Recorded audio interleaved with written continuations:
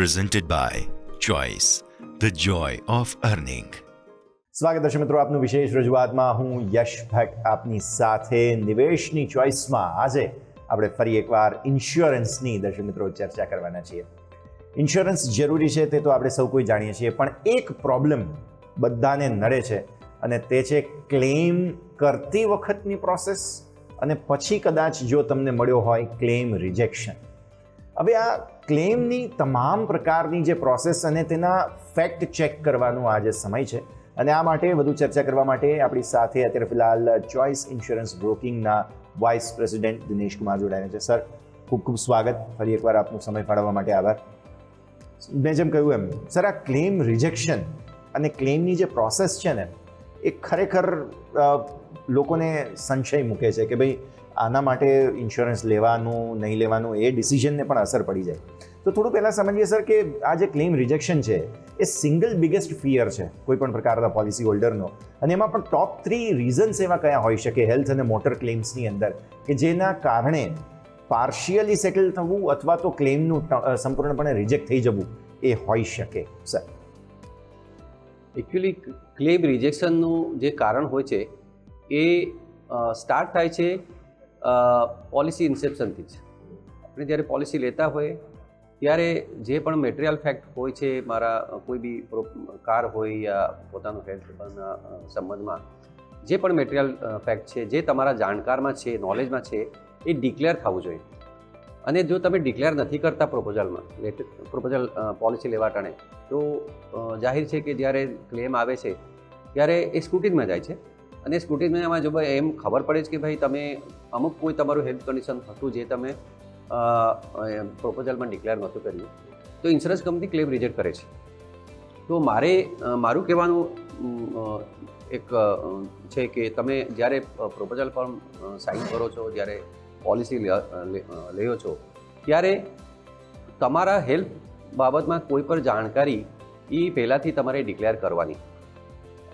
તે છતાં ક્યારેક તમે જે માણસની ઉંમર થઈ ગઈ, આ કોઈને પહેલાંથી જ કોઈ હેલ્થ પ્રોબ્લેમ હતું અને હવે નથી, અને પહેલાં કોઈ સર્જરીને કંઈ એવું કંઈ કર્યું છે જે હવે નથી, તો તમે ઇન્સ્યોરન્સ કંપની જો ઇન્સિસ્ટ કરે કે ભાઈ તમે પ્રી એક્સેપ્ટન્સ હેલ્થ ચેકઅપ કરીને આવો, ન કરે પણ તમારે પોતાને એ જે કસ્ટમર પણ ઇન્સિસ્ટ કરવાનું કે I want to go for a health checkup and I want to be assure that my coverage is there. મને બધી કવરેજ મળવી જોઈએ અને મારું કરંટ હેલ્થ સ્ટેટસ તમે ઇન્ક્લુડ કરો તમારા પ્રપોઝલ ફોર્મમાં, સો દેટ આગળ જતાં મારું ક્લેમ રિજેક્ટ ન થાય જ્યારે પણ કોઈ ક્લેમ આવે. તો એક તો પ્રિકોશન આ છે કે તમારે પ્રપોઝલ લેવા ટાણે તમારે બધું ડિક્લેર કરવાનું. બીજું પ્રિકોશન એ છે કે જ્યારે તમે કોઈ પણ ક્લેમ કરો છો હેલ્થ ઇન્સ્યોરન્સનું હોય કે કાર ઇન્સ્યોરન્સનું, તો તમે ટાઈમલી ઇન્ટિમેશન કરવાનું ઇન્સ્યોરન્સ કંપનીને. આજકાલ ઇન્સ્યોરન્સનું ઇન્ટિમેશન જે છે કે હવે કોઈ ફિઝિકલ ફોર્મ નથી કરતું, આઈધર ફોનથી કરો યા મેલથી કરો, but it should be recorded કે તમારું ઇન્ટિમેશન જે કરો છો. તમારે સપોઝ કોઈ પ્લાન્ડ હોસ્પિટલાઇઝેશન છે તો એ તો પહેલાંથી તમને ખબર છે, પણ કોઈ ઇમરજન્સી પણ હોસ્પિટલાઇઝેશન હોય છે, એ ઇન્સ્યોરન્સ કંપનીને ઇન્ટિમેટ કરવી જરૂરી છે. સિમિલરલી મોટર ઇન્સ્યોરન્સમાં પણ તમારે ટાઈમલી બધા ક્લેમનું કોઈ પણ ક્લેમ થતું હોય તમે એને ઇન્ટિમેટ કરો. અને એક બે હું એક્ઝામ્પલ આપું કે સપોઝ તમે કોઈ કાર ડ્રાઈવ કરીને જાઓ છો રોડમાં અને there is A minor accident on highway. તમે ક્યાં પણ હાઈવેમાં એક માઇનર એક્સિડન્ટ થઈ ગયું તમારી કારમાં, તો એમાં સૌથી મોટું પ્રિકોશન શું કે તમે એમ લાગે કે તમારી ગાડીના એન્જિનમાં યા ફિર તમારો કોઈ પણ એના સામેનો ભાગમાં કોઈ પણ એવી એક્સિડન્ટમાં જો ઠોકર લાગી છે જેનાથી તમે જો ગાડી આગળ ચલાવો તો તમને ગાડીમાં પાછું વધારે નુકસાન થઈ શકે, યા તો ફિર કોઈ ઓઇલ લીકેજ થઈ ગયું, તો ગાડી ચલાવવાનું નહીં, રોડ પર સાઈડ કરો. અને જે એક્સિડન્ટ સ્પોટ છે ત્યાં પણ તમારે ફોટો અને વિડીયો, જે ફોટો વિડીયોમાં તમારે ડેટ એન્ડ ટાઈમ અને જો લોકેશન પણ દેખાતું હોય એવા ફોટો વિડીયો લો, ગાડી સાઈડ કરો. ગાડી તમે જો OEMના કોઈ પણ માણસને ફોન કરીને ગાડીને તમે શોરૂમમાં યા ફિર વર્કશોપમાં એને ટો કરાવો, પછી તમે ક્લેમ ઇન્સ્યોરન્સ કંપનીને ઇન્ટિમેશન આપો. તો આ બધા જે છે ને પ્રી ક્લેમ પ્રિકોશન્સ છે જે એક માણસને લેવું જરૂરી છે. સિમિલરલી હેલ્થ ઇન્સ્યોરન્સમાં જો પ્લાન હોસ્પિટલાઇઝેશન છે તો તમે બે દિવસ પહેલાંથી જ તમારે TPAને ઇન્ટિમેશન કરીને પોતાની તૈયારી, એક જો પ્રી ઓથોરાઇઝેશન એપ્રુવલ હોય છે હેલ્થ ઇન્સ્યોરન્સમાં એ લઈને રાખવાનું. અને હેલ્થ ઇન્સ્યોરન્સમાં જે તમે પ્રોપોઝલમાં અગર તમે હાઇડ નથી કર્યું અને there is a plan surgery, it will be settled. બીજી વસ્તુ શું છે કે જો હેલ્થ ઇન્સ્યોરન્સમાં રિમ્બર્સમેન્ટ માટે જાઓ છો અને નોન નેટવર્ક હોસ્પિટલ હોય છે અને નોન નેટવર્ક હોસ્પિટલમાં તમે રિમ્બર્સમેન્ટ ક્લેમ કરશો કારણ કે ત્યાં કેશલેસ ફેસિલિટી અવેલેબલ નથી, તો પણ તમે એના બધા બિલ અને જે પેમેન્ટ કરો છો અને એલોંગ વિથ ડૉક્ટર્સ પ્રેસ્ક્રિપ્શન એ બધા સાચવીને રાખવાના. એક બીજી નાની વાત છે જે કે તમારે બહુ પ્રિકોશન લેવું જોઈએ કે સપોઝ તમને પોલિસી લેતા વખતે તમને ડાયાબિટીસ નહોતું, 5 વર્ષ પોલિસી ચાલુ થઈ પછી તમને ચોથે વર્ષે ડાયાબિટીસ આવી ગયું. જોકે તમારે ડાયાબિટીસ નહોતું અને 4 વર્ષ પછી ડાયાબિટીસ આવ્યું તો દેટ ઇઝ ઓટોમેટિકલી કવર્ડ. પણ જ્યારે તમે ઇનિશિયલ ડૉક્ટરને પ્રેસ્ક્રિપ્શન તમે કોઈ પણ ડૉક્ટર પાસે લખાવ્યું અને ડૉક્ટરે લખી દીધી કે અને આમ શું કે કોઈ ખામ ખ્યાલમાં કે ભાઈ इसको 5 साल से डायबिटीज़ है या 6 साल से है, ડૉક્ટરે ગલતીથી લખ્યું હતું યા ફિર તમારા ઘરવાળાએ કોઈ કહી દીધું સર હવે ક્યાં માણસ બીમાર છે તો એના ઘરવાળા કે इसको कितने साल से डायबिटीज़ है सर 8 साल से, જ્યારે કે એને 2 સાલથી છે. તો એમાં શું થાય છે કે જ્યારે એ ચીજ રેકોર્ડ થઈ જાય છે તો પછી ઇન્સ્યોરન્સ કંપની કહેશે કે તમે તો પોલિસી લીધા પહેલાં તમારું ડાયાબિટીસ હતું અને તમે ડિક્લેર નહોતું કર્યું. તો આ બધી નાના પેપર વર્ક બહુ છે બધા. એમાં પ્રિકોશન રાખવું જોઈએ કે ભાઈ તમારે એવી કોઈ ડિક્લેરેશન નહીં દેવી જેનાથી તમારા ક્લેમમાં પ્રોબ્લેમ થાય. તો એમાં રોલ વધારે ઇન્સ્યોર્ડ જે ઇન્સ્યોરન્સ લે છે એનો જ છે. આમાં જો કે તમે તમારા જે ઇન્ટરમીડિયરી છે જે કે જે તમારો એજન્ટ હોય યા ડિસ્ટ્રીબ્યુટર જે પણ છે બ્રોકર હોય એનું તમે હેલ્પ લઈ શકો છો જ્યારે તમે ક્લેમ કરો છો. એમાં શું છે કે કારણ કે જે ચોઇસ ઇન્સ્યોરન્સમાં અમે છીએ તો અમારી જે ટીમ છે એ લોકો એક્સપિરિયન્સ છે ક્લેમ હેન્ડલિંગમાં, તો એ લોકોની સલાહ લઈને તમારે ક્લેમના સારા બધા પેપર સાઇન કરીને આપવાના. તો એમાં શું છે કે જો જે નાની ગલતીઓ છે એ ન થાય. તો આ જે પ્રિકોશન છે આ મેં જે બતાવ્યા એને કરવા જરૂરી છે. બિલકુલ સર. હવે થોડું સમજીએ કે કેશલેસ ટ્રીટમેન્ટ આમ સાઉન્ડ બહુ સારું કરે છે કેમ કે આપણે કંઈ પેમેન્ટ કરવાનું નથી હોતું, પરંતુ જેટલા પણ નોન પેએબલ આઇટમ્સ જે હોય છે જેમ કે કન્ઝ્યુમેબલ્સ છે, એડમિનિસ્ટ્રેટિવ ફીઝ વગેરે હોય છે એ પેશન્ટ્સને આઉટ ઓફ પોકેટ બિલ તરીકે જે છે તે ખાસ ચૂકવવાના રહેતા હોય છે. તો આ થોડો ડિફરન્સ સમજાવો, કેશલેસની અંદર કઈ વસ્તુઓ પછી ઇન્ક્લુડ થઈ જાય છે ક્લેમ દરમિયાન? કેશલેસમાં જ્યારે આપણે કોઈ પણ ટ્રીટમેન્ટ લઈએ છીએ અને હોસ્પિટલથી કેશલેસ એપ્રુવલ આવે છે, હોસ્પિટલ બિલ મોકલાવે છે અને ટીપીએ કેશલેસ એપ્રુવલ આપે છે, તો as per policy terms and conditions કોઈ પણ કન્ઝ્યુમેબલ કવર નથી. અને જે તમારા જે પ્રોટીન ને એ બધા જે પ્રિસ્ક્રાઇબ થાય છે વિચ આર નોટ મેડિસિન્સ એ પણ કવર નથી. કારણ કે ઘણા પેશન્ટને પ્રોટીન ને બધા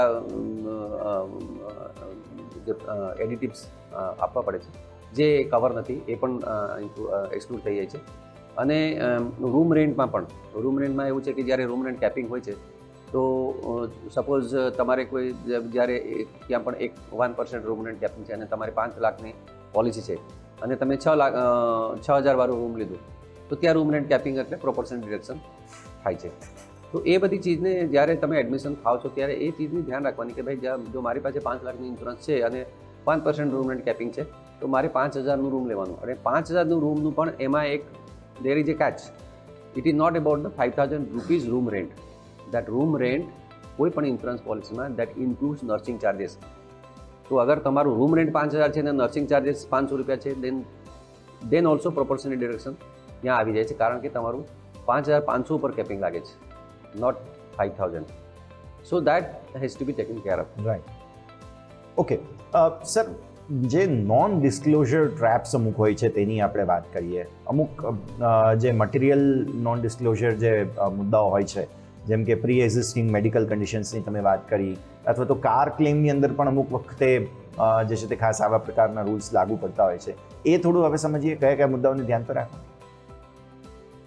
કાર ઇન્સ્યોરન્સમાં જેમ તમે વાત કરી એમાં પણ તમે જે તમારી કારનું કન્ડિશન છે એ તો તમે as per RC book car insurance થાય છે.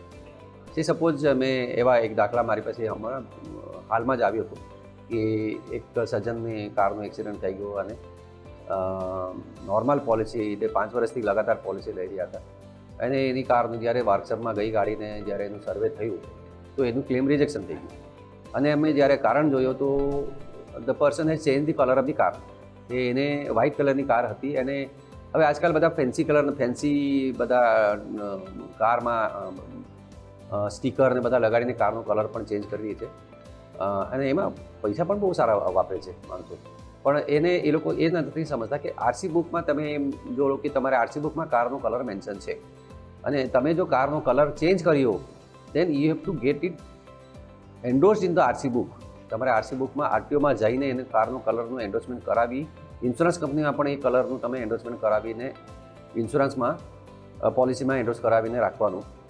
તો શું થાય કે તમે જો આગળ જતાં ક્લેમ આવે તો ક્લેમ રિજેક્ટ ન થાય. કારણ કે change of colour of A car is an illegal activity which has to be approved to be made legal by the RTO. તો તમે જો પણ કોઈ કારનું કલર ચેન્જ કરો તો તમને એ ક્લેમ ન મળે. સિમિલરલી તમે કારમાં પણ જો કોઈ પણ એક્સિડન્ટ થાય છે એમાં એક આમ બહુ કન્ટેન્સિયસ ઇસ્યુ છે કે ઘણા ક્લેમમાં પાર્શિયલ રિજેક્શન થાય છે. એનું કારણ શું છે કે સપોઝ દેર ઇઝ કોઈ કારમાં એના રાઈટ સાઈડમાં ઠોકર લાગી, કોઈ સાથે એક્સિડન્ટ થયું અને રાઈટ સાઈડ ડેમેજ થઈ ગયું, પણ એવા લેફ્ટ સાઈડમાં 2-3 સ્ક્રેચ માર્ક છે જે એ લોકો એ ક્લેમમાં નાખીને એને ક્લેમ કરીને પૈસા લેવા માગે છે. તો એમાં ઇન્સ્યોરન્સ કંપની અને સર્વેર એ ક્લેમને રિજેક્ટ કરે છે. કારણ કે એ કહે છે કે તમારો જે એક્સિડન્ટ તમે ઇન્ટિમેટ કર્યું છે એ એક્સિડન્ટમાં તમારા લેફ્ટ સાઈડમાં કંઈ થયું જ નથી, તો તમને લેફ્ટ સાઈડનું ડેમેજ અમે ન પૈસા આપીએ. તો એમાં પાર્શિયલ ઇન્સ્યોરન્સ ડિડક્શન થાય છે. એમાં અમુક માણસોને જરાક ડિસેટિસ્ફેક્શન પણ થાય છે, પણ દેટ ઇઝ ધ રૂલ. અને એ રૂલ હિસાબે જે ડિરેક્શન થાય છે ક્લેમમાં એ તમારે ધ્યાન રાખવાની. અને જો તમે પાર્શિયલ ક્યાં પણ નાનું સ્ક્રેચ પણ થઈ ગયું અને તમે ચાહો છો એનું ક્લેમ લેવાનું, તો પણ જ્યારે થાય ત્યારે ક્લેમ લઈ લેવાનું. કારણ કે કોઈ પણ ઇન્સ્યોરન્સ પોલિસીમાં, મોટર વ્હીકલ ઇન્સ્યોરન્સ પોલિસીમાં there is no limit of number of claims that you will do in a year. તમે એક વર્ષમાં 10 ક્લેમ પણ લઈ શકો છો તમારી મોટર વ્હીકલ પોલિસી પર, પણ તમે 2 ક્લેમના પૈસા એક ઇન્ટિમેટમાં નહીં શકો. તમારે 2 ક્લેમ થયા તો 2 ક્લેમ લેવા પડશે ઇન્સ્યોરન્સ કંપની અને ઇન ટાઈમ. બિલકુલ. તો આ બહુ મહત્વપૂર્ણ માહિતી છે કે જે આપણે અત્યારે ફિલહાલ દર્શક મિત્રોને આપી રહ્યા છીએ. આ સાથે જ અત્યારે ફિલહાલ એક ક્વિક બ્રેકનો પણ સમય થઈ રહ્યો છે.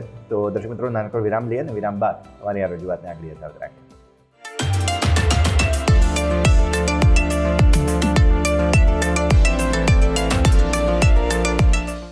Presented by Choice, the joy of earning. Break બાદ આપનું સ્વાગત છે દર્શક મિત્રો. નિવેશની ચોઇસમાં આજે આપણે ઇન્સ્યોરન્સની અને ખાસ કરીને ક્લેમ સમયે પડતી જે મુશ્કેલી છે તેની વાત કરી રહ્યા છીએ. આપણી સાથે અત્યારે ફિલહાલ દિનેશ સર જોડાયેલા છે. Sir, once again welcome back. આપણે ચર્ચા કરી રહ્યા છીએ, સમજી રહ્યા છીએ કે જ્યારે ક્લેમ કરતા હોઈએ, કોઈ કસ્ટમર ડાયરેક્ટલી કોઈ એપથી કે એજન્ટ થ્રુ જો કોઈ પોલિસી ખરીદે છે અને પછી ક્લેમનો કોઈ ડિસ્પ્યુટ થાય તો એ પોતાની રીતે જ એને ફાઇટ લડવી પડતી હોય છે આઈડિયલી. પણ જો ડેડિકેટેડ કોઈ બ્રોકર હોય એ આવી સ્થિતિમાં એડવોકેટ કઈ રીતે કરે છે, જે ક્લાયન્ટનો મુદ્દો હોય છે તેને એ થોડું સમજાવો છો. જો એકચ્યુઅલી આપણે એમ જો મારા જે એક્સપિરિયન્સ છે રાઈટ, લગભગ 40 વર્ષનો, એમાં ઇન્સ્યોરન્સ એક એવી એવું પ્રોડક્ટ છે જ્યાં service starts after the product is sold. તમે પ્રોડક્ટ જ્યારે લ્યો છો, તમે જેમ કોઈ ઓનલાઈન લે છે, કોઈ કંઈ લે છે, ત્યારે તમને સર્વિસની જરૂરત નથી પડતી. કારણ કે તમે એક ફોર્મ આવે છે ઓનલાઈનમાં, તમે એ ફોર્મ ભરો અને 10 મિનિટમાં તમારી પોલિસી બનીને તૈયાર, તમે ઓનલાઈન પેમેન્ટ કરી દો. પણ એનું સર્વિસ ક્યારે તમને જરૂરત પડે છે? જ્યારે તમારે કોઈ ક્લેમ આવે છે, ક્યારે તમારે કંઈક ચેન્જીસ કરવું હોય છે પોલિસીમાં, કે ભાઈ મારું એડ્રેસ ચેન્જ કરવું છે કે કંઈક કરવું છે, ત્યારે પણ તમને એક સર્વિસનું પ્રોબ્લેમ આવે છે. કારણ કે જે ઓનલાઈન તમે કરો છો, ઓનલાઈનમાં તમારો જે ડિસ્ટ્રીબ્યુટર છે એ વિઝિબલ નથી અને તમે એને જાણતા નથી. તમને કોઈ તો કોલ સેન્ટરનો નંબર મળે છે, એમાં તમે પણ હર ટાઈમ કોલ કરો તો તમે અલગ અલગ માણસ સાથે વાત કરો છો. એક માણસ તો નથી ડેડિકેટેડ. જે એજન્ટ યા કોઈ ડિસ્ટ્રીબ્યુટર બ્રોકરથી લ્યો છો, ત્યાં તમને ડેડિકેટેડ પર્સન મળે છે જેની સાથે તમે પર્સનલી વાત કરો છો. અને તમે પણ ક્યારે પણ ક્લેમ પણ આવે છે તો એ માણસ તમને હેન્ડ હોલ્ડિંગ કરે છે અને તમારો ક્લેમ પ્રોસેસ પ્રોપર સમજાવીને તમારું ક્લેમને આગળ એ લોકો કરે છે, જે ઓનલાઈનમાં નથી, સંભવ નથી. આ જ પબ્લિક ઘણા પણ આજનું જે ડિજિટલ વર્લ્ડમાં જે ડેવલપમેન્ટ થયું છે, તો ઘણા પ્રોડક્ટ અવેલેબલ છે ઓનલાઈન અને ઘણા પણ ઓનલાઈન પ્રોડક્ટ ખરીદે છે. પણ એક તો પ્રોબ્લેમ એ આવે છે, અમે તો જોતા રહે છે, એમાં પ્રોબ્લેમ એ આવે છે કે ક્લેમના ટાઈમમાં એ લોકોને બહુ તકલીફ થાય છે. તો પછી એ લોકો પાછા સ્વિચ ઓવર કરી લે છે કોઈ બ્રોકર યા એજન્ટ પાસે. એનું કારણ કે એ service is important than the product. ઇન્સ્યોરન્સનો એ નિયમ છે ત્યાં service is more important than the product. તો તમે જ્યારે પૈસા આપો છો કોઈ પ્રોડક્ટ માટે તો you have to see the after sale service. Right. જ્યાં કે after sale service is a deferred service. એ ઇમિડિયેટ તમને નથી જોતી, એ તમને 6 મહિના 8 મહિના પછી જરૂર પડે છે ક્યારે, અને ન બી જરૂર પડે, પણ દેટ ઇઝ ઇમ્પોર્ટન્ટ કે you choose A distributor or A intermediate જે તમને સર્વિસ આપી શકે. Right sir. નેક્સ્ટ સબ્જેક્ટ છે થર્ડ પાર્ટી એડમિનિસ્ટ્રેટર્સ એટલે કે TPAs. આ હંમેશા હોસ્પિટલ ઇન્સ્યોરર્સ અને જે પેશન્ટ હોય છે એમની બધાની વચ્ચે કામ કરતા હોય છે, અને ત્યાં ઇશ્યુઝ ઘણી વખત થતા હોય છે. તમે કઈ રીતે આપણે એટલે કે ચોઇસ ઇન્સ્યોરન્સ બ્રોકિંગ જે છે તે કઈ રીતે ક્લાયન્ટ્સની સાથે કોર્ડિનેટ કરે છે અને TPAsની સાથે ઇમરજન્સી સમયે કઈ રીતે કોર્ડિનેટ કરે છે સર? એકચ્યુઅલી જેમ ઇન્સ્યોરન્સ બ્રોકર IRDA લાઇસન્સ્ડ બ્રોકર હોય છે, એમ પણ TPAને પણ IRDA લાઇસન્સ આપ્યું છે કે તમે claim they are the mediator between the insurance company and the hospital. Broker is intermediary between the customer and the insurance company, and the TPA is the intermediary between the hospital and the insurance company, because કે જે જ્યારે પણ claim આવે છે TPAમાં પણ કોઈ હર એક insurance પોલિસીમાં TPAનું નામ મેન્શન હોય છે, અને જે લાઇસન્સ TPA છે અને એ લોકો ક્લેમ સેટલમેન્ટ કેશલેસ એપ્રુવલથી લઈને ક્લેમ સેટલમેન્ટ સુધી TPA હેલ્પ કરે છે ઇન્સ્યોરન્સ કંપનીને. In a sense TPA insurance કંપનીને હેલ્પ કરે છે ક્લેમ સેટલમેન્ટમાં, અને એ જે broker we help the customer in the claim settlement. તો આ ડિફરન્સ છે TPA અને બ્રોકરમાં. ડેફિનેટલી. સો નેક્સ્ટ હવે મોટર ક્લેમ આસિસ્ટન્સની જો આપણે વાત કરીએ, કેમ કે ઓટો ઇન્સ્યોરન્સ સર એવી વસ્તુ છે કે જ્યાં કાર ઓનર જે છે તે ઇમિડિયેટલી ખાસ ફોલોઅપ લે, અને એક્સિડન્ટ બાદ ઓબ્વિયસલી વ્હીકલ ટો કરવું પડે, બહુ બધી પ્રોસેસીસ હોય છે અહીંયા. તો કેશલેસ રિપેર એન્શ્યોર કરવું અને તે હેસલ ફ્રી અપ્રૂવ થાય તેના માટે શું શું ધ્યાન રાખવું જોઈએ? જો કાર ઇન્સ્યોરન્સમાં જે કેશલેસ આજની તારીખમાં તો કેશલેસ અપ્રુવલ લગભગ તે આજે આપણે ઓટોમોબાઈલ મેન્યુફેક્ચરર બધા જેના જેટલા શોરૂમ છે એ ત્યાં મળી જાય છે, અને ઘણા પણ પ્રાઇવેટ ગેરેજ છે જે પણ કોઈ OEM સાથે જેનું ટાઈઅપ નથી, પણ ત્યાં પણ કેશલેસ અપ્રુવલ છે, જે કે એ લોકો ઇન્સ્યોરન્સ કંપની સાથે એ લોકોનું ટાઈઅપ થયું છે, કેશલેસ અપ્રુવલ આપે છે. અધરવાઇઝ ઓલ્સો જો પણ કોઈ રિમ્બર્સમેન્ટમાં જવા ચાહે તો રિમ્બર્સમેન્ટ ઓલ્સો પોસિબલ, અને રિમ્બર્સમેન્ટમાં પણ ક્લેમ 15 દિવસથી 1 મહિનાની અંદર સેટલ થઈ જાય છે આજની તારીખમાં. અને એમાં જે ચોઇસ ઇન્સ્યોરન્સ જેવા બ્રોકર ઇન્ટરમીડિયરી જે બી પણ છે માર્કેટમાં, એ લોકોનો રોલ ઇમ્પોર્ટન્ટ છે, કારણ કે we have to help the customer in filing the claim, અને એનો જે ક્લેમ ફોર્મ ભરવું ને એ બધા પ્રોસેસમાં હેલ્પ કરવું, because we have got the experience and expertise. તો અમારી માટે ઇઝી છે, શાયદ એક કસ્ટમર માટે ઇટ ઇઝ ડિફિકલ્ટ, પણ અમારી માટે ઇઝી છે. So we can help them to fill up the claim form and submit the arrange the documents. એ અમે મદદ કરીએ છીએ ને બધા પણ કોઈ પણ intermediary they help their customer. Right sir. હવે આપણે થોડું ફ્યુચર ઓફ ક્લેમ્સ વિશે વાત કરીએ, કેમ કે જ્યારે એસ્કેલેશન થાય કોઈ પણ પ્રકારનું તેનો પાથવે શું હોય? જેમ કે કોઈ પણ લેજિટિમેટ ક્લેમ છે એ ઘણી વખત રિજેક્ટ થઈ જતા હોય છે, અને તો આવી સ્થિતિમાં ફોર્મલ સ્ટેપ્સ પહેલાં તો શું છે એસ્કેલેટ કરવા માટે થઈને, અને ત્યારબાદ જે ઇન્સ્યોરર્સ છે એ ઇન્ટરનલ ગ્રીવન્સીસના ડેસ્ક માટે થઈને શું શું એમની પ્રોસેસ હોય છે કે જેથી ઇન્સ્યોરન્સ જે છે એક ટ્રસ્ટવર્ધી પ્લેસમેન્ટ મતલબ પ્લેટફોર્મ બની શકે એક ઇન્સ્યોરર માટે? આ જો આ બધા દર્શકોની જાણકારી માટે હું માહિતી આપું છું. જે એક ઇન્સ્યોરન્સ કંપની ઇન્સ્યોરન્સ માટે એક જે ગવર્મેન્ટના રેગ્યુલેટર છે IRDA, insurance regulatory and development authority, they have come out with a comprehensive circular જેનું નામ છે protection of policyholders interest. અને protection of policyholders interest જે લેટેસ્ટ એનું જે ગાઈડલાઇન આવી છે 2024માં, as per protection of policyholders interest guideline, કોઈ પણ ઇન્સ્યોરન્સ કંપની હેલ્થ ક્લેમ હોય યા મોટર ક્લેમ, કોઈ પણ રિટેલ ક્લેમ, એને 30 દિવસની અંદર સેટલ કરવાનો ટાઈમલાઈન છે. અને જો 30 દિવસમાં ક્લેમ સેટલ નથી કરતા, 30 દિવસનું જે પેરામીટર શરૂ થાય છે ક્યારે? તમે જ્યારે લાસ્ટ પેપર સબમિટ કર્યું છે. Suppose I am giving an example, તમે કોઈ મોટર વ્હીકલનું ક્લેમ તમે રિમ્બર્સમેન્ટમાં ગયા અને તમે ઇન્સ્યોરન્સ કંપનીમાં સબમિટ કર્યું, અને सबमिट કર્યા પછી ઇન્સ્યોરન્સ કંપનીથી એક પાછું ક્વેરી આવી કે ભાઈ तुमको ये डॉक्यूमेंट भी देना है, then you submit that document, then insurance company you can ask कि भाई और कुछ डॉक्यूमेंट चाहिए, नहीं चाहिए. So the day you submit the last document to the insurance company, from that day you count 30 days. If they are not settling the claim, then they are liable, you are liable to go for a grievance. And that too, as per the IRDA guidelines, every insurance company has to have a grievance mechanism, જે કે IRDA norms હિસાબે હોય છે અને બધી કંપનીનું પોતાનું પણ બોર્ડ એપ્રુવ ગ્રીવાન્સ રિડ્રેસલ મેકેનિઝમ છે, જ્યાં પણ કોઈ પણ ગ્રીવાન્સને એ લોકોને 30 days અંદર સેટલ કરવું જોશે. Whether that grievance is settle in favour of the insured person or not, that is different. પણ જો ગ્રીવાન્સ કંપનીની ગ્રીવાન્સ મેકેનિઝમથી customer is not happy, they can approach IRDA, I mean they can approach the ombudsman. Ombudsman again is a quasi judicial body, જે તમે ઓમ્બડ્સમેનમાં કોઈ પણ claim કરો કે ભાઈ તમે રોંગફુલ રિજેક્શન ઓફ ધી ક્લેમ, તો ઓમ્બડ્સમેનમાં તમારી હિયરિંગ થશે. ઇન્સ્યોરન્સ કંપની, TPA અને ઇન્સ્યોર્ડ પર્સનને બોલાવીને ત્યાં હિયરિંગ થાય. આજકાલ ઓનલાઈન હિયરિંગ થાય છે, પહેલાં તો ફિઝિકલ હિયરિંગ થતી. એમાં ઓમ્બડ્સમેનમાં you can not appoint a lawyer, you have to present yourself or you can be represented by your relative or friend. તો ઓમ્બડ્સમેનમાં તમે જો ક્લેમ કરો છો અને ombudsman is satisfied that your submission is correct, they give an award against the insurance company કે ભાઈ insurance કંપનીને આ કમ્પન્સેશન યા ક્લેમ પેમેન્ટ કરવું જરૂરી છે. તો ઓમ્બડ્સમેન એવોર્ડના 30 દિવસની અંદર ઇન્સ્યોરન્સ કંપનીને એ ક્લેમ પેમેન્ટ કરવું જોશે. જો 30 દિવસની અંદર ક્લેમ પેમેન્ટ નથી કરતા તો 31st ડેથી પર ડે 5,000 રૂપિયાની પેનલ્ટી લાગે છે ઇન્સ્યોરન્સ કંપનીને. So this is the grievance mechanism available in the market. અને કસ્ટમરની જાણકારી માટે આ મેકેનિઝમનું તમે લાભ લઈ શકો છો. અને તમે આ જે મેકેનિઝમ આજે મેં તમને રેગ્યુલેશન બતાવ્યા, these regulations are binding on the insurance company. તો તમે આનો લાભ લઈ શકો છો જો તમે એગ્રીડ છો તો. રાઈટ.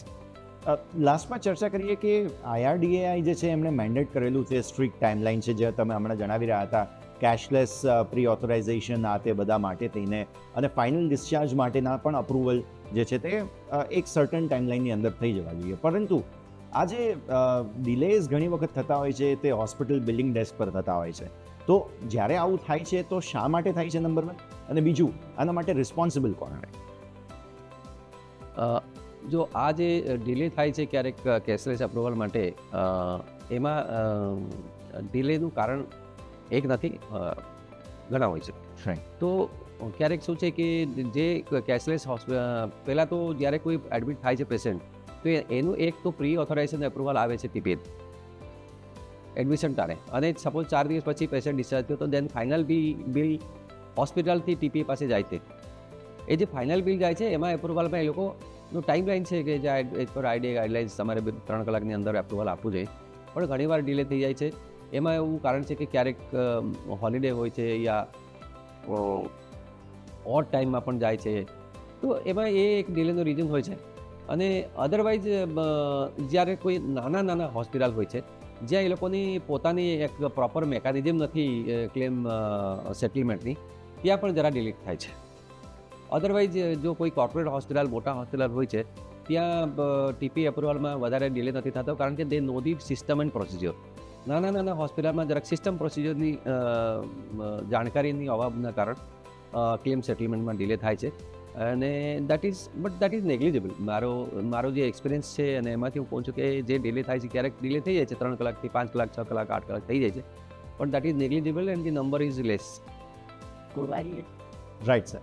તો છેલ્લે એક મેસેજ આપણે એ જે ઇન્શ્યોર બાયર્સ છે, પરચેઝર્સ છે, જેઓ પોટેન્શિયલ વિચારી રહ્યા છે, ક્લેમની પ્રોસેસને વધારેમાં વધારે સ્મૂથ કરવા માટે, ચાહે તે હેલ્થ હોય, ચાહે તે ટ્રાવેલ, ઓટો, વોટેવર પ્રકારનું એક ઇન્સ્યોરન્સ પ્રોડક્ટ તેઓ ખરીદવા માગતા હોય, એમની ક્લેમની પ્રોસેસને વધુને વધુ સ્મૂથ કરવા માટે કઈ એવી બેઝિક અમુક ટિપ્સ છે કે જે છેલ્લે ધ્યાન પર રાખવી જોઈએ, એ આપણે વાત દિનેશ. ક્લેમ સ્મૂથ કરવા માટે જે બેસિક નીડ્સ છે, ફર્સ્ટ ઓફ ઓલ તમારે ઇન્ટિમેશન ઇન્સ્યોરન્સ કંપનીને, TPAને ટાઈમ પર આપવાનું. એ suppose there is some hospitalization તેને 24 અવર્સની અંદર તમારે ઇન્ટિમેશન આપવાનું. બીજી વસ્તુ, જે તમે ક્લેમ ફોર્મમાં જે માહિતી ભરો છો એ પ્રોપર હોવી જોઈએ, એમાં કોઈ પણ એમ્બિગ્યુટી નહીં રહેવી જોઈએ.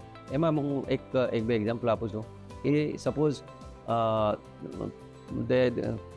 કોઈ ટ્રાન્સપોર્ટ ઓપરેટર છે એને એક વ્હીકલનું એક્સિડન્ટ થઈ ગયું અને there are a number of drivers કે ભાઈ એની પાસે 10 ડ્રાઈવર કામ કરે છે અને એને જ્યારે એક્સિડન્ટ થયું ત્યારે કોઈ પણ ડ્રાઈવર હતો અને ક્લેમ ફોર્મમાં જ્યારે ભર્યું ત્યારે ડ્રાઈવરનું નામ ચેન્જ થઈ ગયું કારણ કોઈ બીજા કોઈ ડ્રાઈવરનું નામ લખ્યું દો અનઇન્ટેન્શનલ એરર છે કે because I have 10 drivers I don't know અને એની બીજા કોઈ ડ્રાઈવરનું નામ આપી દીધું અને જ્યારે ઇન્સ્યોરન્સ કંપનીમાં ખબર પડે કે ભાઈ આ ડ્રાઈવર નહોતો અને બીજો ડ્રાઈવરનું નામ આપ્યું છે તો then that claim gets rejected so you have to ensure કે તમે જે પણ ભરો છો ક્લેમ ફોર્મમાં ડ્રાઈવરનું નામ ગાડીની જે જાણકારી અને એક્સિડન્ટ બાબતમાં જે વિગત તમે date time place of accident અને રીજન ઓફ એક્સિડન્ટ એ બધું પણ પ્રોપરલી રેકોર્ડ કરવાનું ક્લેમ ફોર્મમાં જે થયું છે એ જે નથી થયું એ નહીં નાખવાનું જે એકચ્યુઅલી થયું છે એ એક્સિડન્ટની જાણકારી તમે જો આપો છો ક્લેમ ફોર્મમાં તો તમારો claim process will be smooth અને અમુક એક્સિડન્ટના કેસમાં શું થાય છે કે પોલીસ એફઆઈઆર પણ થાય છે પોલીસ એફઆઈઆરમાં જે પણ જાણકારી દીધી હોય સેમ જાણકારી ઇન્સ્યોરન્સ કંપનીને ક્લેમ ફોર્મમાં આપવાની એમાં કોઈ પણ એમ્બિગ્યુટી યા કોઈ ડિફરન્સ ન રહેવું જોઈએ એમાં પણ તમારે તો તમારો ક્લેમ સેટલમેન્ટ સ્મૂથલી થઈ જાય અને ત્રીજી વસ્તુ તમે જે ડોક્યુમેન્ટેશન આપો છો બધા આપણે હેલ્થ ઇન્સ્યોરન્સમાં અને મોટર વ્હીકલ ઇન્સ્યોરન્સમાં જે ડોક્યુમેન્ટ આપો છો એ ડોક્યુમેન્ટ બધા પ્રોપર અને જેન્યુઇન હોવા જોઈએ એમાં કોઈ ફેક ડોક્યુમેન્ટ ન રહેવું જોઈએ proper and genuine document duly અને સેલ્ફ એટેસ્ટેડ ડોક્યુમેન્ટ આપવાના so that claim doesn't gate delayed અને આ બધી તમે જો પ્રોસેસ ફોલો કરો તો તમારો ક્લેમ સેટલમેન્ટમાં પ્રોબ્લેમ ન થાય અને એટલા માટે જો તમારે નથી જાણકારી પોતાને તો તમે તમારા ઇન્ટરમીડિયેટની હેલ્પ જરૂર લેવાનું without taking their help you should not proceed કે ભાઈ તમારી ઇન્ટરમીડિયેટ જે છે એને એની હેલ્પ લઈને જ કામ કરો so that your settlement becomes smooth right sir તો ખૂબ ખૂબ આભાર સમય ફાળવીને દિનેશ સર તમે આજે અમારી સાથે જોડાયા અને આ સમગ્ર ચર્ચામાં ભાગ લીધો તો દર્શક મિત્રો નિવેશની ચોઇસમાં આજે આપણે ઇન્સ્યોરન્સના ક્લેમ સંબંધિત ઘણા બધા એવા સવાલો છે કે જે કન્ફ્યુઝ લોકોને કરતા હોય છે તો તેનો સરળ ભાષામાં જવાબ આપવાનો પ્રયત્ન કર્યો આ સાથે જ આજના કાર્યક્રમમાં હાલ બસ આટલું જ મને યશના આપશો રજા ફર્ધર અપડેટ્સ માટે જોડાયેલા રહો ન્યૂઝ કેપિટલ નેટવર્ક સાથે